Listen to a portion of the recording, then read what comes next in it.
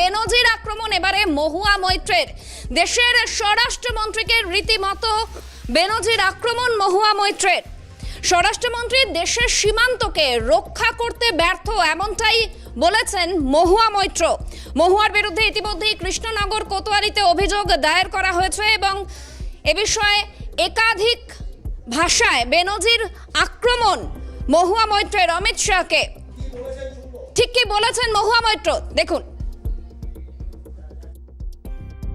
প্রথম সারিতে তার স্বরাষ্ট্রমন্ত্রী নির্লজ্জভাবে দাঁড়িয়ে হ্যাঁ হ্যাঁ করে তিনি হাততালি দিচ্ছেন।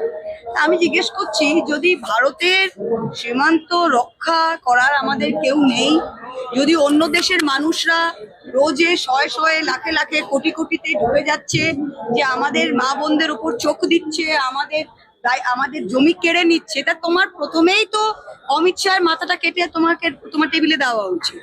যে স্বরাষ্ট্রমন্ত্রী এবং যে স্বরাষ্ট্রমন্ত্রক দেশের বর্ডারকে রক্ষা করতে পারে না, যে প্রধানমন্ত্রী নিজেই বলছে যে বাইরে থেকে লোক এসে আমাদের মা বোনদের দিকে নাকি চোখে নজর দিচ্ছে, নাকি কি চোখ মেলাতা হিন্দিতে কি একটা বললো নাকি শব্দ, আমাদের জমি দখল করে দিয়েছে। ভাই, তার দোষটা কার?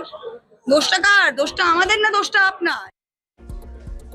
অমিত শাহকে বেনজির আক্রমণ মহুয়া মৈত্রের এবং যে নিদান তিনি দিলেন অত্যন্ত তাৎপর্যপূর্ণ, গুরুত্বপূর্ণ। মহুয়ার বিরুদ্ধে ইতিমধ্যেই কৃষ্ণনগর কোতোয়ালিতে অভিযোগ দায়ের করা হয়েছে একেবারে বেনজির আক্রমণ মহুয়া মৈত্রের। স্বরাষ্ট্রমন্ত্রী দেশের সীমান্তকে রক্ষা করতে ব্যর্থ, এমনটাই স্পষ্টভাবে জানিয়েছেন মহুয়া মৈত্র।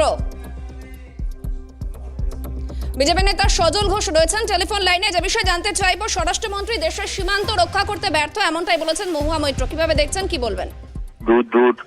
হ্যাঁ, এরাও তো, ও তো নিজের শালীনতা রাখতেও ব্যর্থ। হ্যাঁ, এই বাজে।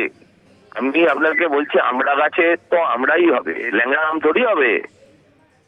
হ্যাঁ, এর মুখের ভাষা অত্যন্ত খারাপ।